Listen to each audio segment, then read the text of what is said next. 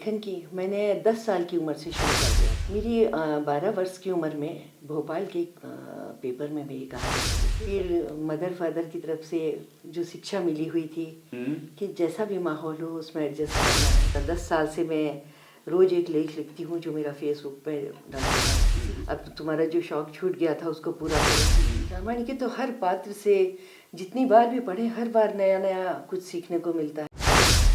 नमस्कार दोस्तों, मेरा नाम अनिल शर्मा, आप राज समाचार देख रहे हैं। मेरे साथ रश्मि मिश्रा जी हैं जो एक लेखिका हैं। अभी इनकी एक बुक आई है, कुदरत का इंसाफ।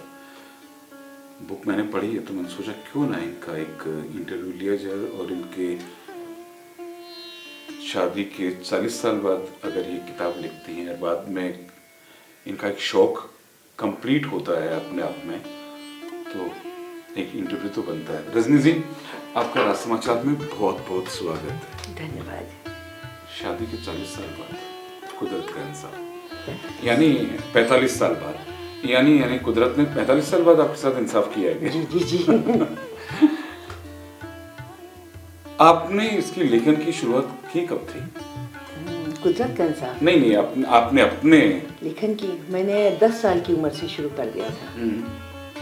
तो कहीं छपी थी आपकी कोई कविता वगैरह? मेरी 12 वर्ष की उम्र में भोपाल के एक पेपर में मेरी कहानी छपी थी, सफ्तवन में। जब आपकी पहली कहानी छपी तो आपका रिएक्शन क्या था? अरे मेरी कहानी छपी। बहुत खुशी हुई मुझे। ये था ही नहीं कि मेरी कहानी छप जाएगी। और घर में भी सभी लोगों ने बहुत सराहना की, आने जाने वाले लोग भी तारीफ करते थे, तो फिर और लिखने का मन हुआ। अच्छा, आप एक बहुत बड़े राजनीतिक घराने से हैं जहाँ आपके डैडी MP MLA रह चुके हैं, फिर अचानक एक धार्मिक परिवार में आपकी शादी। हाँ, आपको बता दें कि रजनी मिश्रा जी, आपने गलता जी पीठ का नाम सुना होगा। गलता जी पीठ के जो महंत हैं अवधेशाचार्य जी, उनकी धर्मपत्नी हैं और खुद ये राजनीतिक पृष्ठभूमि से हैं। लेकिन की शादी, मैम ये जयपुर की बात याद आ गई तो आपको बता, जयपुर में जैसे ही आप आई, आप तो जहाँ राजनीतिक परिवार तो मॉडर्न होता होंगे, जैसे ही आप आई तो आपको यहाँ घूंघट वगैरह के लिए नहीं बोला कि मैं यहाँ तो जयपुर में हमारे यहाँ पे मैं शेखावट से हूँ, आते ही एक 3 फुट का लंबा घूंघट हो जाता है। आपने एडजस्ट कैसे किया लगातार मैंने। फिर मदर फादर की तरफ से जो शिक्षा मिली हुई थी कि जैसा भी माहौल हो उसमें एडजस्ट करना है। अच्छा मैम, 40 साल बाद की बात करें, 45 साल बाद, 45 साल अभी शादी को हो चुके हैं जी।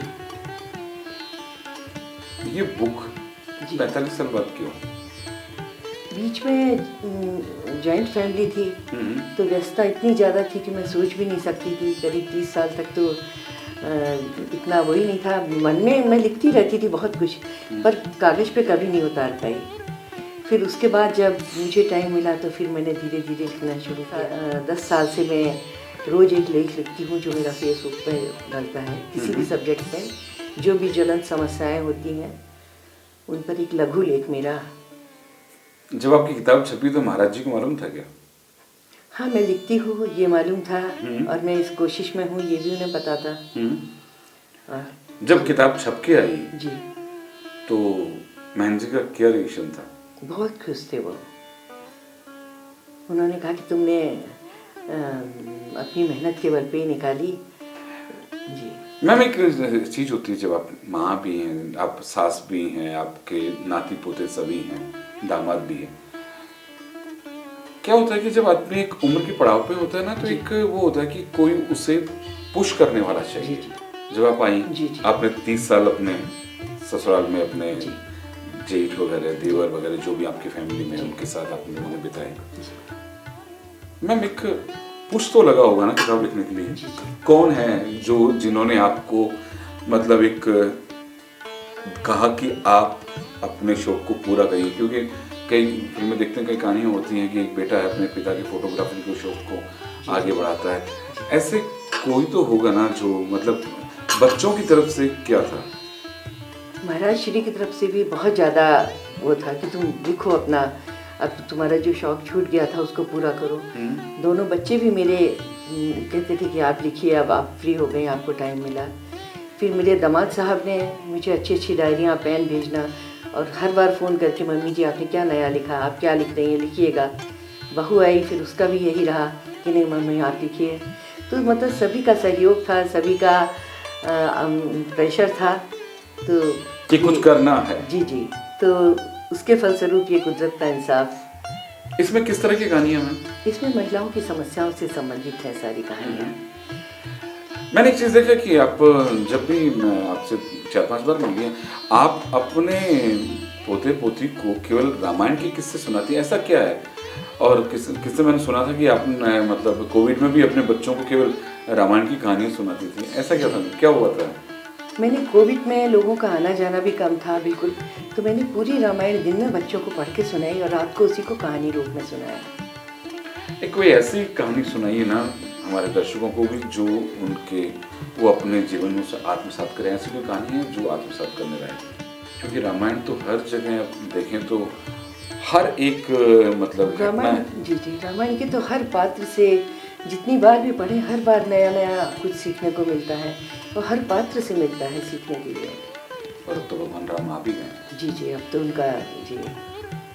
ऐसी कोई है मैम कहानी जो आप दर्शकों को सुनाना चाहिए? क्योंकि मैंने कहानी तो पढ़ी है कुदरत इंसाफ की, ऐसी कोई कहानी है जो आपको एक रामायण की कोई घटना या कोई पात्र के बारे में बताना चाहेंगे? मैं सीता जी के बारे में बताना चाहूँगी कि सीता जी मतलब हम लोग आज छोटे छोटे से कष्टों से घबरा जाते हैं। सीता जी एक राज परिवार की राजकुमारी थी और रानी बन के आई। अगले दिन वो उनके पति का अभिषेक होने वाला था, वो रानी बनने वाली थी और कुछ क्षणों बाद पता चला कि उन्हें जंगल जाना है। और उन्होंने आम लड़कियों की तरह अपने मायके बैठ जाना या राजमहल में सुख से रहना स्वीकार नहीं किया। उस समय जंगल इतने भयानक होते थे, उन्होंने अपने पति के साथ जाना स्वीकार किया और हर पल पल उनका साथ दिया। जिस समय सरयू नदी के पार जब ये लोग नदी से उतरे तो रामचंद्र जी के पास कुछ भी नहीं था। उनका मन था कि मैं कुछ दे दूं, निषाद को कुछ दे दूं। तो सीता जी उनके मन के भाव को पढ़ गई और उन्होंने अपने हाथ की अंगूठी उतार कर दी कि आप ये दे दीजिए। तो फिर निषाद राज ने वो नहीं ली कि नहीं, आप जब वापस आएंगे तब मैं आपसे ये भेंट लूँगा, अभी आज मैं आपसे भेंट नहीं लूँगी। तो एक पत्नी को अपने पति के भावों से उसके भावनाओं को समझ लेना चाहिए, मुझे ऐसा लगता है। माता सीता ने अगर देखा जाए तो जैसे मर्यादा पुरुषोत्तम राम ने अपनी मर्यादा दिखाई है रामायण में, वैसे ही माँ सीता ने पत्नी धर्म पूरा निभाया है। जी बिल्कुल। अच्छा,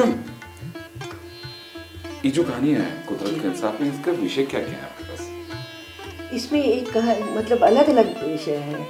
एक परिवार में एक कहानी है जिसमें कि बड़ा पुत्र है और उसकी पत्नी को बहुत कष्ट मिलता है, घर के लोग भड़काते रहते हैं और एक दिन वो अपनी पत्नी और दोनों बच्चों को घर से निकाल देता है। 25 साल बाद उसको प्रायश्चित होता है। जब सब बहुएं घर में आ जाती हैं, सब को देखते समझते, तो उसको बहुत पीड़ा होती है और दुखी होता है। फिर वो कहता मैं अब लेके आऊँगा अपनी पत्नी बच्चों को और इतना सुख दूंगा, मैं क्षमा मांगूंगा। पर जब वो और घर में किसी को नहीं बताता कि वो फिर नहीं लाने। चलिए, नहीं लोग पढ़ेंगे नहीं जी फिर लोग पढ़ेंगे नहीं, अगर आप पूरी कहानी बता देंगे तो लोग पढ़ेंगे नहीं। जी जी। अच्छा, आपको बता दें कि ये डबल MA है और वो भी तो अर्थशास्त्र में और समाजशास्त्र में इन्होंने MA कर रखा है। कंप्यूटर्स में किया था 88 में जब लॉन्च हुआ था। बच्चों ने कहे, महाराज श्री ने कहे, दामाद बेटियां बहुएं, इन्होंने इनके शौक को पूरा किया। अच्छा मैम, ये लास्ट किताब है या और किताबें आएंगी आपकी? नहीं, अब लगातार आती ही जाएगी। ये तो पहली है। अच्छा, ये तो पहली है। अब लगातार आती ही जाएंगी। यानी जब तक जीऊंगी लिखती रहूंगी। बिल्कुल बिल्कुल, अब लिखना बंद नहीं होगा। आप कहीं भी कोई बात होती है उसको कहानी में उतारने की कोशिश करती हैं, जो भी कुछ लगता है उसे? मैं आपको बताऊं कि मेरा सामाजिक परिवार बहुत बहुत बड़ा है और रोज बहुत महिलाओं से मिलना होता है। वो अपने दुख दर्द हमको बता देती हैं। फिर मैं डिस्टर्ब हो जाया करती थी, कई बार दुखी। फिर महाराज जी ने मुझे कहा कि यदि तुम दुखी होगी तो फिर दूसरों को कैसे सहारा दोगी। तो मैंने उन सभी के दुख दर्द को कहानी के रूप में ढालना शुरू कर दिया। आपको बता दें रजनी मैम, कई फाउंडेशंस के मेंबर भी हैं। किस किस के मेंबर आप? मैं नारी कभी ना हारी, हाँ, ओनेटिल फाउंडेशन, भारती ग्रुप, जन सरोकार मंच। और आपको बता दें कि जहाँ महादेवी वर्मा की बात आती है, बहुत बड़ी लेखिका थी मैम, को महादेवी वर्मा पुरस्कार भी मिल चुका है, कल्पना चावला पुरस्कार, गिनती तो मुझे याद नहीं, मैम से मैं पूछ रहा था थोड़ी देर पहले कि मैम कितने पुरस्कार मिल चुके हैं मैम करी। अभी तो ये मैंने 15-20 ही लिखे हैं, पता नहीं और कितनी गिनती है, कितने पुरस्कार हो चुके हैं मैम अब तक? लिखने तो मिल चुके, मतलब अभी 2-3 साल में ही मिल गए हैं 20-25। और पहले का मालूम नहीं? पहले तो बहुत मिले हैं स्कूल कॉलेज लाइफ में, पर अभी 2-3 साल में लेखन से संबंधित। अब जो कहानियाँ लिख रही हैं वो भी सामाजिक सरोकार से जुड़ी हैं या कुछ धर्म पर भी हैं? क्योंकि देखिए आप धार्मिक परिवार से, आपने मैं भी पूछना चाहता हर सब्जेक्ट कहाँ गलता पीठाधीश्वर। बच्चों के लिए भी लिखती हूँ मैं कहानियाँ, हर सब्जेक्ट पे है मेरी, पर ये किताब जो है वो सिर्फ महिलाओं के इस पर है। कुदरत का इंसान। जी जी, ये सिर्फ महिलाओं की। जी जी। ये बुक है कुदरत का इंसाफ, रजनी मिश्रा जी ने लिखा है, और इसके अंदर 7 कहानियां हैं। तो पहला है कुदरत का इंसाफ, दूसरा विश्वासघात, तीसरा अमावस का चांद, खुदगर्ज, तुम कौन हो मैं नहीं जानता, ये कहानी का नाम है, तुम कौन हो मैं नहीं जानता, आत्महत्या, अनकहा दर्द, अतीत की यादें और विनी आंटी। ये 7 कहानियां हैं। ये साहित्यगार से है, ये बुक साहित्यगार में, प्रकाशक हैं इसके साहित्यगार, और लेखिका तो आपके सामने बैठी हैं रजनी मिश्रा जी। आप अगर ये बुक पढ़ेंगे तो आपको ये लगेगा कि ये कहानियाँ सब हमारे आसपास में ही किसी के साथ बीती होंगी। मैं हम तो आशा करते हैं कि आप सामाजिक सरोकार से जुड़ी कहानियाँ लिखते रहें और आपकी बुक लगातार आती रहे। बहुत कम होता है मैम कि लोगों के शौक पूरे हो जाते हैं।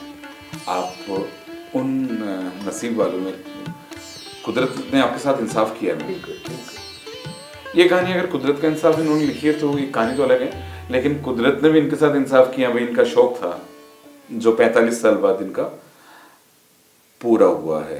तो हम आशा करते हैं मैम आप दिन दूनी रात चौगुनी किताबें आपकी मार्केट में आए, लोग इससे पढ़ें, और सामाजिक सरोकार से आप तो जुड़ी हैं, जितने मिले हैं अभी बहुत कम है, अभी आपको बहुत आगे तक जाना है, और हम सभी दुआ करते हैं कि आप का नाम सुने रहते हुए लिखा जाए।